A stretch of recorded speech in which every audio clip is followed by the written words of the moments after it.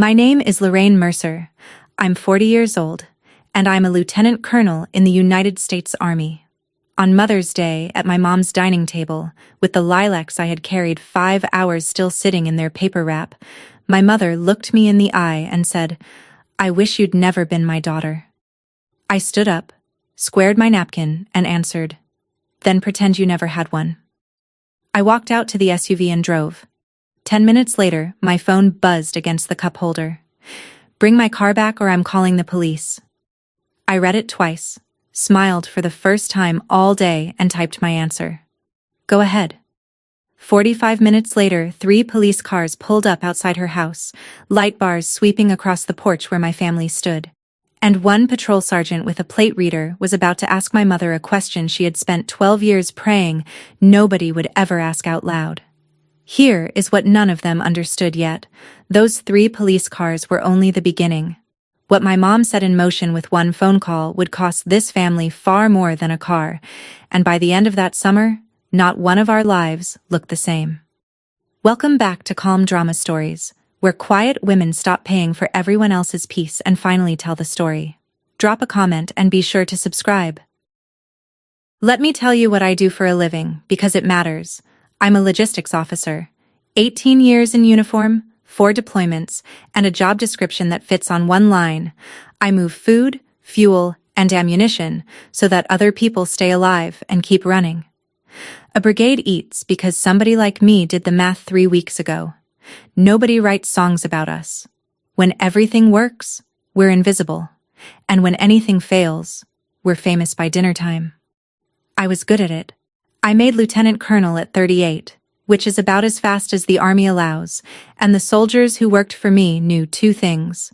Colonel Mercer keeps her word, and Colonel Mercer never shows up without a plan. That was my life on post at Fort Campbell, Kentucky. Then there was my other life, the one that ran 5 hours north up the highway to Dayton, Ohio, where none of those rules applied. In my family, I was not a colonel.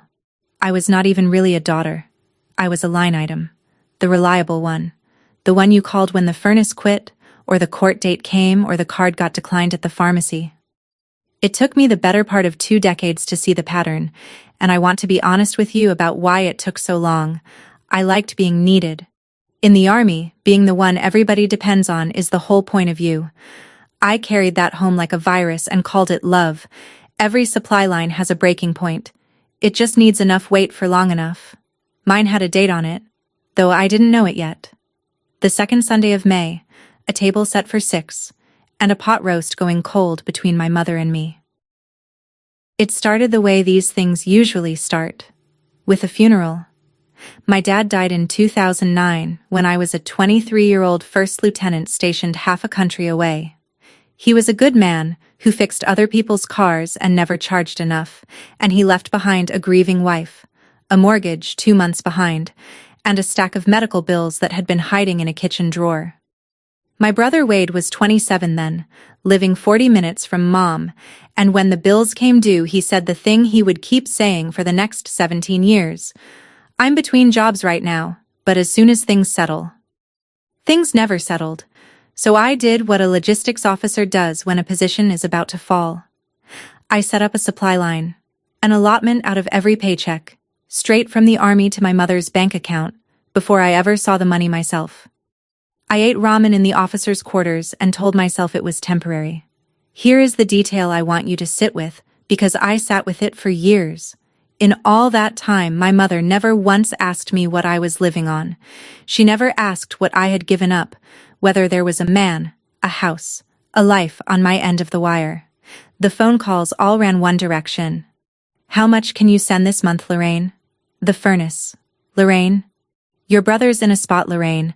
I told myself I was holding the family together, and I believed it the way you believe anything you repeat in the dark. The truth was simpler and colder, and it took me 17 years to say it plainly. I wasn't holding my family together. I was teaching them what I was for. In 2013, the landlord sold my mother's rental out from under her, and she called me crying at midnight saying she'd end up in some apartment that smelled like other people's cooking. I was 28 by then, a captain just home from Afghanistan, and I had spent 6 years saving the way only a deployed soldier can save. There's not much to buy in a plywood office in Kandahar. So in the spring of 2014, I bought a house. A 3-bedroom on a quiet street in Beaver Creek, outside Dayton, with a porch swing and a lilac bush by the fence, $1,150 a month in mortgage, taxes rolled in, paid from Kentucky by a woman who would sleep in it maybe 6 nights a year. The deed said, Lorraine Mercer. The keys went to my mother. I stood in that empty kitchen on moving day, still half in savings account shock, and my mom turned in a slow circle with her hand over her mouth and said, "Finally, a house of my own. Not thank you. Not will pay you back. A house of my own." I opened my mouth and closed it again, and that silence turned out to be the single most expensive thing I have ever purchased, because a story got planted in that kitchen, and stories grow faster than lilacs. Within a year, the neighbors knew it as Judith's house. The ladies at her church prayed blessings over Judith's home. Wade told his buddies our mother owned it free and clear. Only 3 people on earth knew whose names sat on that deed at the county recorder's office, and 2 of them worked very hard to forget it. Come May, the whole street was going to learn it in a single evening. People ask how a 40-year-old colonel lets herself get bled for 2 decades, and the answer is, 1 reasonable request at a time. Nobody ever asks you for 17 years of your life, they ask for a roof. The roof was $14,300 after a hailstorm, and Mom couldn't very well live under a tarp. They ask for teeth. Implants for my mother, because a woman shouldn't be ashamed to smile at her own church. Bail money for Wade. Exactly once, which is what everyone says the first time. Gas money for Wade, monthly, which nobody even pretended was a loan by year 3. And every single time I paid, my mother said the same sentence, warm as a stove, and final as a receipt. That's what family is for. She said it the way other people say amen. There was exactly 1 person in that house who ever treated me like I was more than an account number, and she was born when I was already in uniform. My niece Emma, Wade's daughter, the only Mercer who ever sent a thank you note. When I mailed her a laptop for her junior year of high school, she wrote me 2 pages by hand about what she was going to study someday, and I kept that letter the way other women keep love letters. Here's the part I never told anyone, though. In 12 years, I never once spent Christmas night in the house I was buying. There was never a bedroom for me in it. I slept on the sofa, under a painting of a farmhouse nobody in our family ever owned, and drove back to Kentucky before the leftovers ran out. I paid for every room in that house. I just never got one. In 2023, I finally bought myself something. A new SUV, dark blue, leather seats, paid off fast the way I pay for everything, because debt in my name is a thing I do not carry lightly, for reasons you're about to understand. In the spring of 2025, the Army sent me to Poland for a 10-month rotation, and I made what I thought was a practical call. I left the SUV in the garage at the Beaver Creek house so it wouldn't sit dead in a Fort Campbell storage lot. I asked them to start it once a week. When I flew home in February, my car had 9,000 new miles on it, a Wade-shaped dent in the driver's seat, an ashtray smell it never had before, and a new name. Mom's car. My mother said it to the neighbor across the fence, breezy as weather talk. Lorraine's here. She borrowed my car. I want to be clear about what I did next, because I was not naive, and I need you to know that. I didn't yell. I did paperwork. The title stayed in my safe at Fort Campbell, where it had always been. Registration, my name. Insurance, my name, my address in Kentucky. I had a second key cut, and when my leave ended, I drove that SUV home to Kentucky myself. You would have thought I'd stolen the church van. Wade called me petty. Mom didn't speak to me for 11 days, which, honestly, were peaceful. In the Army we call what I did, continuity of ownership. On my mother's street they called it, what Lorraine did to her poor mother. Fine. The car was an annoyance, and annoyances I can live with. What I found 5 weeks before Mother's Day was something else entirely. Officers who hold a security clearance live under something called continuous vetting. It's a quiet program that watches your records year-round, courts, arrests, and above all, debt. Money trouble is the number one reason people lose a clearance, because money trouble is the number one thing hostile people know how to buy. On the last Tuesday of March, an email landed in my inbox with a subject line that made my coffee go cold. A delinquent account had been flagged under my social security number. A credit card I had never opened, 8 months old. Maxed out at $12,400 in collections, with paper statements mailed. I had to read this line twice, to the house in Beaver Creek, Ohio. I did not panic. I did what I do. I called the card company on my lunch break, froze everything, filed a dispute, and asked for the full charge history. The fraud department was sympathetic and useless in the way of all fraud departments. They told me that to clear a debt this size with a named suspect, they'd want a police report and a signed identity theft affidavit. Then the charge history came through, and I sat in my parked car outside battalion headquarters reading it line by line, the way you read a casualty list. An electronics store in Dayton, an auto parts chain over and over, a steakhouse, and 4 separate charges at a casino across the state line in Indiana. The very first purchase on the very first day, 8 months back, while I was 7 time zones away in Poland, was a set of truck tires. I sat there a long time with my thumb on the page. I knew exactly whose truck those tires were on. That Saturday I drove up to Dayton with a folder, because I bring folders to gunfights. I sat my brother down at the kitchen table in the house I owned and laid the charge history in front of him, and I watched Wade cycle through his whole repertoire, confusion, outrage, wounded dignity, before he landed, as he always lands, on entitlement. I was gonna pay it off before you ever saw it, he said. It's basically family money anyway. You weren't even in the country. My mother did not ask him a single question. She turned on me. She actually lowered herself onto her knees on the kitchen tile, 67 years old, gripping my sleeve. You'd put your own brother in prison? Your flesh and blood? On my knees, Lorraine, I am begging you.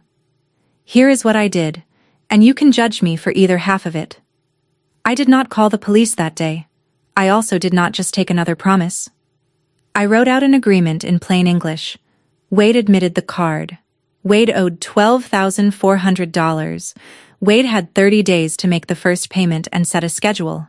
And if he did, I would tell the bank I couldn't identify the person responsible. He signed it with my pen, smirking like a teenager signing a detention slip. Mom stood behind him with her hand on his shoulder like they were posing for a portrait. The deadline was the 4th of May, a Monday. The 4th of May came and went. No payment, no call, nothing at all from anybody in Ohio. And on the second Sunday of May, I got up before dawn and drove 5 hours north for Mother's Day anyway. Write that down as my last installment of hope. I was on the road before 4 in the morning, because if you leave Fort Campbell by 4, you make Dayton by lunch with time to stop for flowers. I bought lilacs. My mother grew lilacs at the old house when I was a girl, back when Dad was alive and the money questions were small. And every year I buy them, and every year I watch her set them somewhere out of the way. In the back seat sat a photo album I had spent 2 evenings printing and gluing. 40 years of Mercer's, ending with a picture of Mom on the porch swing I'd paid to rehang. When I pulled up, Wade was already on the porch with a beer at 11:30 in the morning, and he looked at my SUV the way a man looks at his ex. Aunt Carol's sedan sat in the driveway. Through the window I could see her in the kitchen, stirring something, keeping her head down. Emma met me on the walk and hugged me hard enough to crack ribs and whispered, "I'm glad you came, Aunt Rainey." Inside, my mother was holding court. She unwrapped Wade's gift first, a picture frame, drugstore sticker still on the back, and pressed it to her chest like it was Fabergé. My lilacs went onto the counter by the sink, still in their paper. Fine. I hadn't driven 5 hours for flower placement. I had driven up with one sentence in my pocket, rehearsed and sanded smooth. A quiet question for my brother for after the pie. No scene, no audience. Just an honest answer owed to me for 36 days now. That was the whole plan. Ask it gently, over coffee. I never got to dessert. We got through the ham and the scalloped potatoes on the strength of Carol's weather commentary alone. Then the plate slowed, and I looked across the table at my brother and asked it, low and level, the way you'd ask a private about a missing rifle. Your 30 days ran out last Monday, Wade. Where are we? That's all. No raised voice, no folder, no courtroom flourish. Wade's fork stopped. Emma went still beside me, and my mother came out of her chair like I had flipped the table. You will not do this today, she said, at my table, on my day. I said, Mom, it's a question, not an accusation. And that was gasoline. She called me ungrateful. She said I'd been keeping score my whole life, keeping a ledger like a bank, like a bill collector, and she reached for the worst word she had, like a stranger. She said Wade had troubles I couldn't understand because the army had made me hard, and that a real daughter lifts her family up instead of hauling them into the light to count their sins. I sat there with my hands flat on either side of my plate, and I watched my mother's face go somewhere I had never seen it go, some final door swinging open, and she looked me dead in the eye across the lilacs. Somebody had finally moved to the table, and she said it. I wish you'd never been my daughter. The clock over the buffet ticked twice. Carol stared into her potatoes. Wade studied the ceiling, one thumb tapping his beer, a man watching weather that would never rain on him. I stood up. I squared my napkin against the table edge, corners true, the way I've squared everything my whole life. Then pretend you never had one, I said. And I picked up my keys, and walked out of my mother's favorite holiday. I made it 10 minutes down Route 35 before the phone lit up against the cup holder. I pulled into a diner parking lot to read it, because I don't text and drive and I wasn't about to die for this family in traffic. All caps, my mother's thumbs. Bring my car back or I'm calling the police. I sat there in the driver's seat of a vehicle I had paid for with deployment money, and I reached over and opened the glove box, where the registration and insurance card sat in a zip pouch, both bearing the name Lorraine A. Mercer and an address in Kentucky. Something in my chest went very quiet and very level, like the moment before a convoy rolls. I typed back, "Go ahead." Then I did what I do. I called my insurance company's after-hours line and confirmed the policyholder of record, just to have the timestamp. I ordered a coffee I didn't drink. And 19 minutes later, the phone rang. Emma, breathless, half-whispering from the hallway. "Aunt Rainey, she actually did it. She called the police and said you stole her car. Dad's out on the porch yelling at the whole street and he's been drinking all afternoon. Can you come back, please?" I looked at the registration pouch on the passenger seat where my lilacs should have been. "I'm coming," I said, "but understand me, kiddo. I'm not coming back to apologize. The registered owner ought to be present when her property gets reported stolen. Call it professional courtesy. If you've ever been the one your family calls a bank with a pulse, you already know how that drive back felt. So while I make it, tell me in the comments the moment you finally said your own version of 'go ahead' and hit subscribe. Because what those officers found on my mother's porch is the part this family still won't say out loud. Now, back to the house, where 3 patrol cars were about to change everything. The first cruiser was already at the curb when I turned back onto her street, light bar strobing the porch where my mother stood with her arms crossed like a woman waiting on a valet. Neighbors' curtains hung at that careful half-open angle. I parked across the street, legal and calm, and rolled my window down in time to hear the patrol sergeant, Whitaker, by his name tape, reading off his shoulder mic. He'd run my plate before he ever knocked on her door. That's the thing nobody tells you about reporting a car stolen. The very first thing the officer does is ask the computer whose car it is. "Ma'am," Whitaker said to my mother, patient as gravel. "This vehicle comes back registered to a Lorraine Mercer.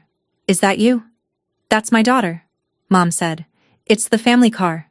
She took it." "Is your name on the title, ma'am?" And my mother, I will remember this until I die, waved her hand at the whole street, at the house, at the blue SUV idling across the road and said, "Everything here is family. We don't divide things up with paper. Sergeant, I could have told you that was coming. That sentence was the family constitution. That's when Wade banged out through the storm door with a fresh beer and a month of grievances, jabbing his finger, announcing to the sergeant, the street, and God, that this was harassment and that his sister thinks she's better than everybody. Whitaker keyed his mic and asked for another unit, in the flat tone that means paperwork has begun. I stepped out then, crossed the street, and held out my military ID, the registration, and my phone, open to a photo of the title that lives in my safe at Fort Campbell. Whitaker looked at each one, looked at my mother, looked back at me. "Colonel," he said, "would you mind stepping over by my vehicle? This won't take long." The second unit ran everybody's names off the porch, because that's procedure once a scene gets loud, and that is how Mother's Day ended with my brother in handcuffs, though calling it my doing gives me too much credit. It turned out Wade had picked up a drunk driving charge back in March and then skipped the court date in April. Bench warrant, active, sitting in the system like a landmine with his name on it, and not one person in my family had breathed a word of it to me. The third cruiser rolled up to assist and the street got a show better than fireworks. Wade Mercer, 44 years old, protesting his way down his mother's porch steps in an untucked shirt while an officer recited numbers at him. And here is the moment I want you to hold on to. My mother did not scream at the police. She screamed at me. "Do something!" Hands out, voice cracking. "You're a colonel. You know people. Do something, Lorraine." Even then, even in that moment with her son in cuffs on her own lawn from her own phone call, I was not her daughter. I was her asset, and she was demanding a withdrawal. Whitaker wrote my mother a formal warning about false reporting and explained, slowly, the way you explain things twice, that the vehicle was mine, had always been mine, and that the next fabricated call would not end in a warning. Then he walked me to my car and lowered his voice. "Colonel, anything else we should know tonight?" I looked at the porch, at my mother, shrunken under the yellow bug light, at Emma's face pale behind the storm door glass. The $12,400 answer sat right there behind my teeth. "Not tonight," I said. I checked into a motel on Colonel Glenn Highway with my mother's voice in my ears, and some quiet clerk inside me already filling out forms. Here's what a logistics officer does when the world goes sideways. She takes inventory. I sat cross-legged on a motel bedspread the color of old mustard with my laptop open and my banking portal glowing, and I started pulling statements. Not out of spite. Out of a need to see the battlefield plainly, because I had been navigating this family on feel for 17 years, and feel had just told me to bring lilacs to a firing squad. Autopay, mortgage, 2014 to present. Autopay, utilities. The phone plan with 4 lines, of which I used 1. Transfers with memo lines like roof and tooth and court thing. Around midnight, Emma texted. "Grandma's on the phone telling everyone you sent the cops to arrest Dad. Aunt Carol's over here. Nobody's asking what actually happened. I was there. Aunt Rainey. I'll tell anyone who asks what really happened." I looked at that text for a long time, 19 years old and the only witness in that house who thought the truth was worth typing. I wrote back. "You don't have to pick a side, kiddo. That's not your job." 3 dots then. "You never had anyone on yours. Now you do." I set the phone face down because a colonel doesn't cry in a motel over a text message, and I went back to the statements. Month after month after month. All of it flowing one direction like blood out of a wound that never gets sewn shut because everyone's too polite to mention the knife. Somewhere past 2 in the morning, I stopped scrolling and reached for the notepad by the phone. In the Army, after enough contact, you stop narrating the war, and you start counting the cost. I had a number by sunrise. At daybreak, I drove to a drugstore and bought a pack of index cards, because some numbers deserve better than motel notepaper. Back in the room, I spread it all across the bedspread. Printouts, statements, the certified mail receipts I had saved out of habit. And I added it up twice, the mortgage since 2014, the taxes and insurance, the $14,300 roof, the implants, the bail, the gas money, the furnace, The 100 quiet transfers with no memo at all. Then I took a pencil and wrote one number on one index card, and I'm going to tell you what it was, because this story doesn't work without it. $217,000. Give or take the kindness I forgot to log. 17 years of it. The fraud card wasn't even in that total. The $12,400 belonged in a different column, the column of things taken rather than given, and the fact that my family had needed both columns is its own kind of diagnosis. I sat on the floor with my back against the bed and held that card and waited to feel something clean, righteousness maybe, or at least arithmetic. Instead, a question crawled up out of the number and sat across from me, and it was not a question about them. What exactly had I been buying? Because $217,000 is not what a roof costs, or a tooth, or a furnace. It's what a seat at the table costs when you're convinced you weren't born with one. I didn't have the answer that morning. I slid the card into my wallet, right behind my military ID, where I keep the things I might one day have to answer for. Then I looked at the clock. It was Monday. The bank had asked me for one signature 6 weeks ago. Today, they were going to get it. The Beaver Creek police station smells like burnt coffee and toner, and I mean that as a compliment. It smells like things getting written down. Monday morning, I sat across from a detective named Ramos, a compact, unhurried man with reading glasses pushed up on his head, and I filed the report I had been holding back for 5 weeks. Identity theft. Fraudulent account. $12,400. And on the affidavit, at the line that says perpetrator, if known, I did not write unknown. I printed my brother's full name in block letters, the way I write casualty reports, because block letters keep your hand from shaking. I handed Ramos the charge history, my deployment orders showing 10 months in Poland while the card was born and fed, and the agreement Wade had signed at my kitchen table, admitting the debt in his own smug ballpoint. Ramos read that last document twice, and looked up at me over the glasses. He signed this? He did. Colonel, he said, in this office we call that a gift. I was in the parking lot when Aunt Carol called, and she skipped hello. Judith told me what you did. Police reports, Lorraine? Family does not call the police on family. I watched a robin hop across the hood of my car, that car, and I said, Carol, Mom called the police on me first, over a car I own. You were there for the dinner. Ask Emma about the rest. Silence did some math on the other end. Then, if you go through with this, you are going to lose every single person in this family. They will shut you out, Lorraine. All of us. And for the second time in 2 days, the answer came out of me level and unhurried, like it had been standing at parade rest my whole life waiting for the order. Go ahead.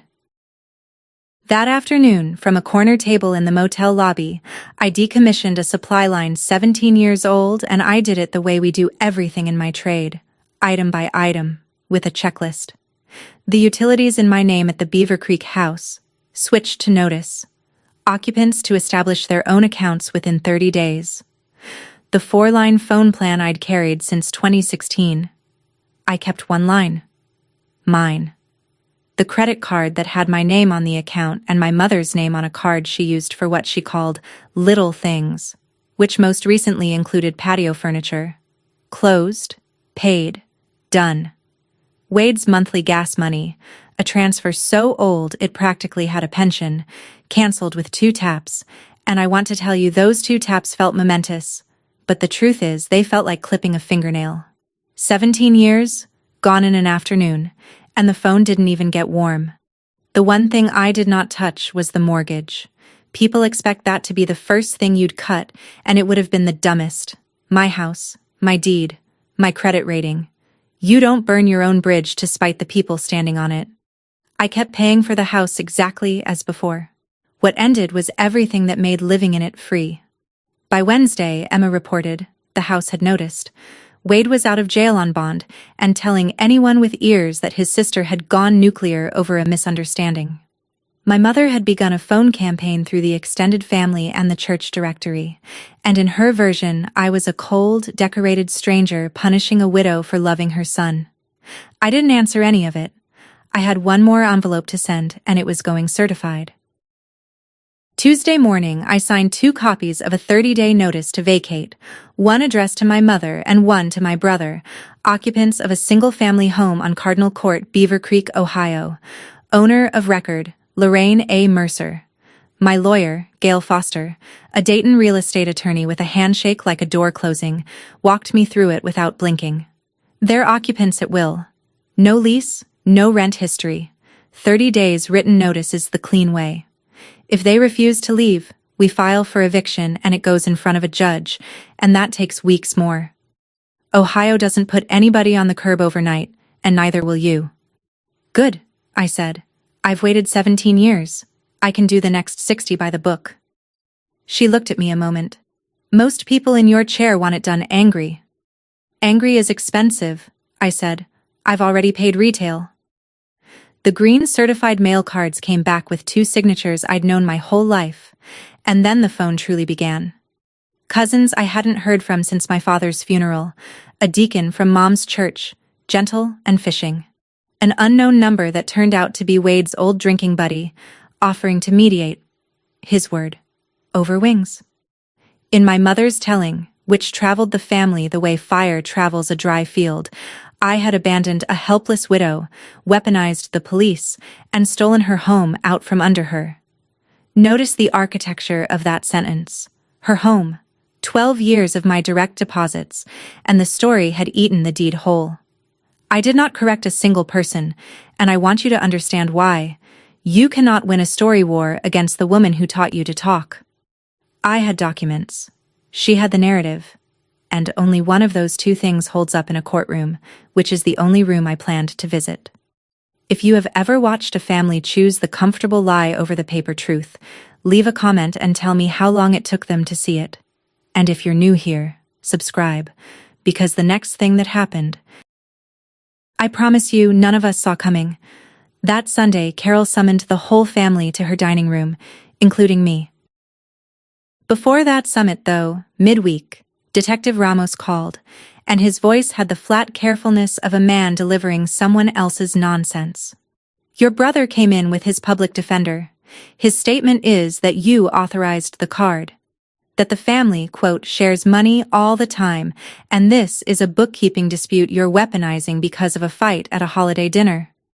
I stood in the motel parking lot and laughed exactly once, a sound with no joy in it. Of course. It was the family constitution again, recited to a detective. Everything here is family. We don't divide things up with paper. Detective, I said. The account was opened in August of last year. From August through February, I was on a NATO rotation in Poland. I've sent you the orders. The first charge was truck tires in Dayton, purchased on a Tuesday afternoon when I was standing in a motor pool outside Poznan. There are 4 casino charges in Indiana on dates I can match to duty rosters. And he signed a written admission of the debt in April, which you're holding, before he ever heard the word detective. Ramos was quiet a second, and I could hear him smile. I do love a client who brings her own file, Colonel. For what it's worth, his story fell apart in the first 10 minutes. The prosecutor's office isn't in a hurry, but this is moving. Then he added the sentence that told me the shape of the ending. His attorney asked about restitution. In my experience, that means a plea is coming. I hung up and stood there in the spring wind, feeling something I had no name for yet. 18 years of service, and this was the first time the Army's paperwork had ever deployed on my behalf in a family war. My deployment orders, of all things. The proof I wasn't there. The story of my entire adult life. Finally useful. 9 people sat around Aunt Carol's dining table that Sunday, and not one of them was my mother, which told me the meeting's real purpose before anyone spoke. This was the negotiating team, and Judith was the government in exile. Carol had made coffee cake. There were legal pads. My cousin Dale cleared his throat and presented what the family had privately worked out. And I am going to give it to you exactly, because you will think I'm exaggerating. 1. I withdraw my statement to the police for family unity. 2. The eviction letter gets torn up, and Mom and Wade stay in the house, with me covering it, quote, like always. 3. Wade pays me back as he's able when he's working. 4. And Dale had the decency to look at his coffee cake for this one. Mom would, in return, forgive me for Mother's Day and welcome me back. I would be forgiven. Around the table, heads nodded at the fairness of it. Carol reached over and squeezed my wrist. You've always been the strong one, honey. You keep things running. That's what family is for. There it was. The family motto, offered with love, by the last blood ally I had, at the exact moment she stopped being one. I reached into my jacket for my wallet, and I watched the whole table relax, 9 bodies loosening an inch, because the wallet coming out was the oldest happy ending this family knew. I let my thumb rest on the index card behind my military ID, $217,000 in pencil. I left it where it was, closed the wallet, and stood. No, I said. Just that. Thank you for the coffee cake, Carol. 9 people watched me walk out, and my phone was already buzzing in my pocket. Emma. 3 missed calls. Emma had been at the house helping her grandmother start packing, because whatever else was true, boxes had begun. And in the hall closet, under the Christmas wrap, she had found a shoebox. She FaceTimed me from the driveway with it open on the hood of her car. Money order receipts. Hundreds of them, rubber-banded by decade, $50 each, every single month, made out to my grandmother, my mother's mother, going back over 30 years. The most recent ones were from years when I knew for a fact my mother was choosing which utility to pay late.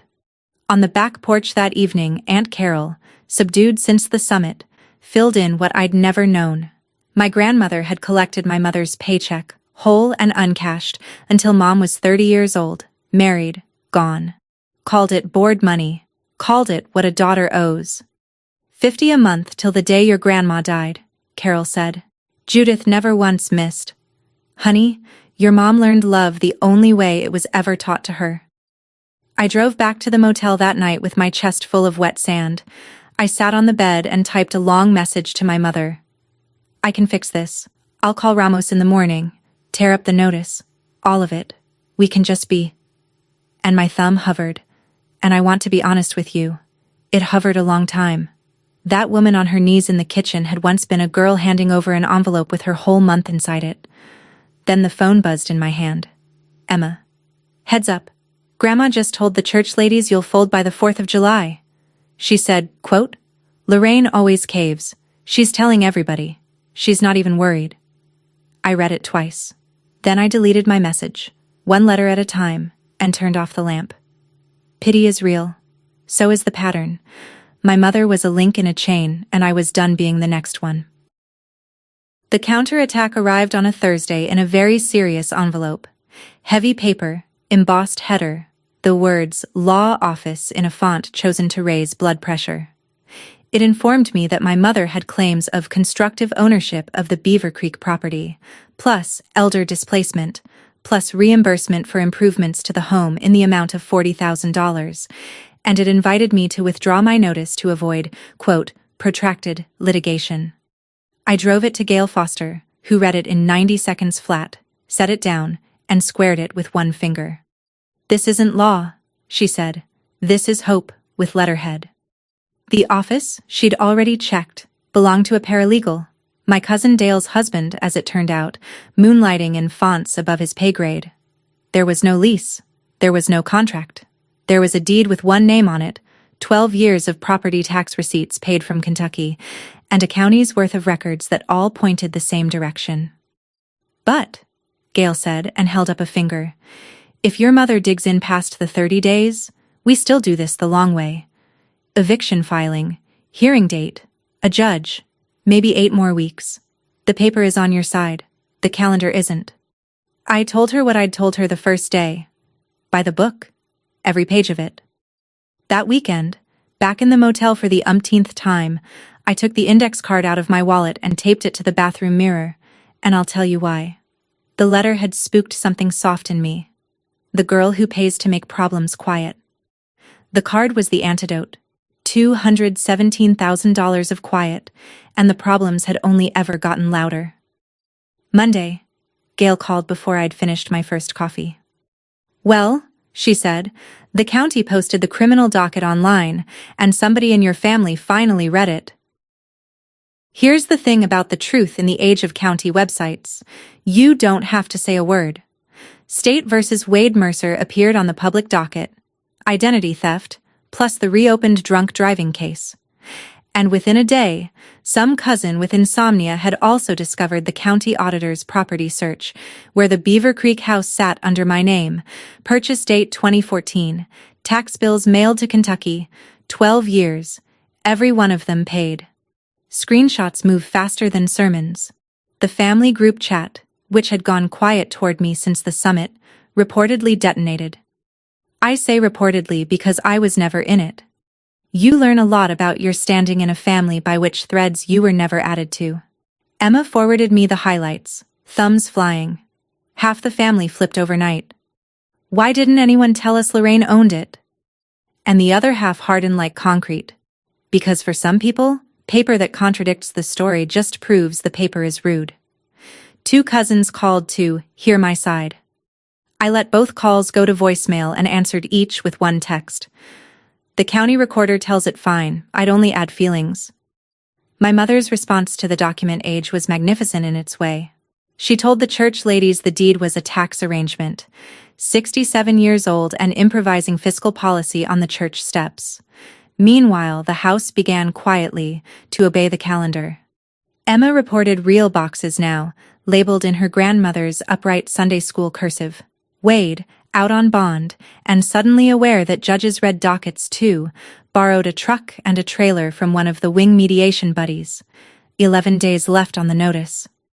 And then, on a Tuesday evening, my phone lit up with a name I had relabeled back in May, in a motel, at 2 a.m. Judith. It rang 4 times and went to voicemail, and I sat looking at the little red dot for a long while before I pressed play. The voicemail was 11 seconds long, and it broke more of me than the dinner had. Her voice was low and unarmored, a register I hadn't heard since before my father died. Lori, it's your mother. Come to dinner Sunday. Just the 2 of us. I'll make your pot roast, please. Click. No demands, no lawyers, no scripture. Lori. Nobody had called me Lori since Dad. My mother had always used the full Lorraine, swung like a gavel. I played it 4 times, then called Denise Park, my old first sergeant from Kandahar, retired now over in Clarksville, the closest thing I have to a sister who was actually issued to me. Denise listened to the voicemail twice down the phone line and then asked the only question that mattered, the one I'd been dodging in that motel mirror for weeks. Okay, ma'am. Before you go, what do you want to be true when you walk back out of that house? I opened my mouth, and nothing reported for duty. Because the honest answer was a child's answer. I want the pot roast to mean she loves me. I want the last 17 years to have been a misunderstanding. I want my mom. And I was not ready to say that out loud to anyone, including me. I'll take notes and brief you after, I said, and Denise, who has heard me joke my way past incoming fire, let it go with a sigh that said we both knew. Sunday afternoon, I ironed a civilian blouse to inspection standard, which tells you everything about the state of me. I checked my wallet, ID, index card, both accounted for, one for who I am and one for what it cost. Then I drove to Cardinal Court, parked my SUV in front of my house, where my mother was cooking my childhood in a kitchen I paid for, and I walked up the steps understanding one thing clearly. Whatever got served tonight, this was the most expensive dinner of my life. The table was set for 2, on the embroidered runner that only came out for holidays, and the whole house smelled like 1994. Pot roast with the carrots gone soft and sweet, the way I'd asked for on every birthday until I stopped having birthdays there. The boxes were stacked along the hallway wall, labeled and taped, and we both pretended not to see them. My mother had fixed her hair. She served me first, and then Judith Mercer, 67 years old, folded her hands on the table, looked at me steadily, and did the thing I had quietly wanted for 4 decades. I said a wicked thing to you on Mother's Day, she said. A wicked, wicked thing, and I've heard it every night since in that bedroom. You were a child who lost her father and became the man of this family, and I let you. And then I punished you for it. I have been hard on you your whole life, Lori. And I want you to know I was proud of you every single day of it. Every promotion. I cut them out of the base paper. I just never knew how to say it to your face, because nobody ever once said it to mine. I sat there with my fork down and my eyes burning. 40 years old, 18 years in uniform, 4 deployments, coming apart over carrots. There it was. The words. The exact words, fitted to the exact hole they'd been missing from. And then my mother reached down beside her chair, lifted a manila envelope, and slid it across the runner until it touched my plate, the way you'd slide a bill toward a guest at the end of a nice meal. Inside was a photocopy of my police statement. Wade must have gotten it from his attorney, with Detective Ramos's phone number copied on the front in her upright Sunday school cursive. "Call that detective Monday morning," she said, gently, evenly, like a woman describing something already agreed. "Tell him it was a family misunderstanding. Tear up that awful letter about the house. And I will be your mother again, Lori. We can have all of it back." All of it back. There was the price tag, sitting right where the love should be. "I want to tell you," I answered right away, with something sharp and cinematic. I didn't. I sat looking at that envelope touching my plate, and I reached into my jacket and took out my wallet, and from behind my military ID I drew the index card. $217,000, in pencil, in my own block letters. My plan, if you could call it that, had always been to lay it on the table at some final moment like this. Make her look at the number, make her count what I'd counted at 2 in the morning on a motel bedspread. My thumb was actually on the card when I understood, all at once and very quietly, why I never would. If I put that number on the table, we were just doing the thing this family has always done, pricing love and haggling. She had named her price for being my mother. Mine was supposed to be $217,000. The only way out of the store was to stop shopping. I slid the card back behind my ID and I folded my hands, and I told my mother no, in the same low-level voice I'd used on her porch with the police, because it's the only voice I have left that I trust. I'm not calling the detective Mom. What I signed is true. And the truth isn't a family appliance. It doesn't go back in the cupboard when company comes. The house closes out exactly as the letter says. And Mom, on Mother's Day, you told me you wished I'd never been your daughter. She flinched, and I made myself finish it gently. I've spent 17 years auditioning for that part. Tonight I'm done. You didn't fail the audition, Mom. There should never have been one. For a moment she looked old and small, and I nearly reached across the table. Then the softness went out of her face like a tide, and the woman from Mother's Day came back to the surface, and she stood up so fast her chair barked against the floor. "If you walk out that door," she said, shaking now, her voice climbing to the pitch the whole street knew, "you are dead to this family, do you hear me? Dead to us." I stood. I set my chair back in its place, square to the table, corners true. "Go ahead," I said. And this time it was a whisper, and it was the freest sound I ever made. I walked out past the taped boxes and the smell of my own childhood, down the porch steps I'd paid to rebuild, and I got into the SUV, the car that started all of this. And I drove to the end of Cardinal Court and stopped at the stop sign and waited. I need to tell you what I was waiting for, because it's the truest thing in this whole story. For 17 years, every time I left that house, my phone buzzed within the hour. Every time. A forgotten bill, a fresh emergency, a postscript shaped like a hook. My mother always reached out after I left, when she needed something. I sat at that stop sign under a street light with the engine ticking, and the phone stayed dark. 1 minute, 5, 10. And the dark little screen finally told me the truth I'd driven past for 2 decades. The reaching had only ever been billing. I had nothing left she wanted, so there was nothing left to say. That's when I cried. Once properly, forehead on the wheel at a dead-empty intersection in Beaver Creek, Ohio. And I want to be precise about who I was crying for.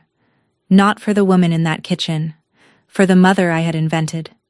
The one I'd been buying gifts for, driving 5 hours for, wiring money to, my whole adult life. That woman never lived at that address. Grief for someone imaginary is still grief. Nobody warns you about that. Then I blew my nose like a soldier and I called Denise. "It's done," I said. "What do you need, ma'am?" she said instantly, no questions, and for the first time in my adult life, I answered that question honestly and small. "A couch," I said, "and a Sunday dinner that doesn't cost anything." "Drive south," she said. "Pot roast is overrated anyway." The next 30 days went the way paperwork always goes, slowly, then all at once. Wade took the plea in July, exactly as Ramos had predicted. Identity theft, first felony, full restitution ordered, community control, probation, to civilians. Plus $200 a month until $12,400 is a memory, plus the drunk driving case resolved alongside, license restricted, fines on a schedule. No prison, and I was glad of it, which surprised the people who'd spent a season calling me vengeful. I never wanted my brother in a cell. I wanted my name back, and a judge had just ordered him to return it in monthly installments. The first check arrived in August with a sticky note attached. No signature, no greeting. One short line in Wade's backhand scrawl. "Didn't think you'd really do it." I deposited the check and kept the note. It's in my desk drawer at Fort Campbell to this day. Exhibit A of my entire childhood, the family's whole operating system in one unsigned sentence. They never thought I'd really do it. That had been the load-bearing wall of everything. Lorraine always caves. Move-out day came the last weekend of June, and here is what I did. Nothing. I was 5 hours south, on post, on purpose. Some victories you don't attend. Standing on the lawn watching my mother carry boxes would have fed something in me I've decided not to feed. Emma sent one photo that evening, the living room empty, sunlight lying across the bare floor in a shape I recognized from 2014, and one text. "It's done. Grandma's at Aunt Carol's. Dad got a room by the warehouse. They hired him on. Actual job. Aunt Rainey. Also, I found the photo album you made in the donate pile. It lives in my dorm now. Nobody homeless? Nobody rescued. For the first time in Mercer family history, everyone was simply carrying what was theirs. There was one signature left in this story, and a week later, a sign went up on the lawn I had paid to mow for 12 years, for sale. The house sold in 6 weeks to a young couple, both school teachers, with a toddler who ran the empty hallway at the showing like it was a runway, and something about that felt like the house exhaling. At the closing in early September, I sat at a long table with a stack of documents and signed my name for the last time on anything connected to Beaver Creek, Ohio, and I noticed my hand was steady and my chest was quiet. Every other signature I'd ever put near this family had purchased silence. Sign here so the furnace argument stops. Sign here so your mother doesn't cry at Christmas. Sign here, Colonel, and buy 3 more months of being tolerated. This one bought something different. The wire hit, the remaining mortgage cleared, and what was left over was more money than my family had ever discussed in one sitting without a lawyer present. And here is what I did with part of it, and I hope somewhere my father is laughing with pride. I bought myself a cabin, 2 bedrooms, a stone fireplace, a crooked porch facing a lake, 40 minutes from Fort Campbell. Small enough to clean in an hour, mine down to the studs. The agent asked if my family would be visiting a lot, and I said, "The good ones," and let her wonder. I remember standing at the hardware store counter while a kid in an orange apron cut my new house key, bright brass, teeth sharp, and thinking, 12 years buying shelter for people who never once made up a bed for me, and this cheap, shiny, 30-second key, is the first one anyone ever cut for me at my own request, for my own door. I put it on the ring next to the SUV key. The whole ring. Mine. You spend your life moving supplies to other people's positions, and then one ordinary Tuesday, you finally resupply your own. 6 months later, on a cold, bright Sunday, Denise and her husband drove up to the cabin for dinner, and after we ate, They shooed me out of my own kitchen and washed my dishes while I sat by the fire like visiting royalty, and I want to confess how hard that was. Sitting there, being done to for, instead of doing. I've cleared routes through 2 war zones with less sweat than it took me to stay in that chair, but I stayed. Because that's the drill now. Learning to be helped. Hardest school I ever attended. No diploma. Daily formations. The world I left behind kept turning without my funding it. My mother is at Aunt Carol's. Healthy. Unbowed. Still the star witness in her own account of events. The church ladies still get the director's cut. In December, a birthday card arrived for me. In that upright Sunday school cursive first contact since the pot roast. The front had violets on it. Inside, under the printed poem, she'd written that she hoped I was well. And then, in the postscript, arriving as reliably as winter. She'd heard the house had sold for a good price, and Wade was having a hard season, and surely I could see my way clear. I read it twice at the kitchen counter. I waited to get angry and, this is the part worth the whole tuition, nothing came. It was just my mother, being exactly who she has always been, one link in a chain I'm no longer holding. I dropped the card in the recycling, gently, the way you retire a flag. Emma calls every week now. Statistics homework, roommate drama, a boy named Theo we're all pretending isn't serious. She asked me once near the end of a call, "Why do you always pick up, Aunt Rainey?" And I got to give the old family motto its job back, the job it should have had all along. That's what family is for. This past Mother's Day, I didn't drive 5 hours anywhere. I got up with the sun, made coffee, and planted lilacs by the cabin porch. The same variety my mother grew when I was small, the same flowers that sat in paper on her counter 1 year ago, while she told me she wished I'd never been born to her. It turns out you can take a thing that was left on a table and plant it in your own dirt. Emma drove down with a pot roast she'd made in her apartment slow cooker. The college version, Aunt Rainey, manage your expectations. And it was too salty, and the carrots were raw, and it was the best one I ever had, because it came with no envelope. We ate on the porch. The lake did its quiet work. My phone sat face up on the railing all afternoon, and it never buzzed, and that no longer means what it used to mean. The people who reach for me now do it on days I have nothing due. Somewhere in Dayton there is a woman telling her side of this story, and after everything, I've decided she can keep it. I kept everything else that matters. My name, my key, my Sundays, and a 20-year-old who thinks answering the phone is what family is for, because in her family, from now on, it will be. Here is the one thing I know now that I didn't know last May.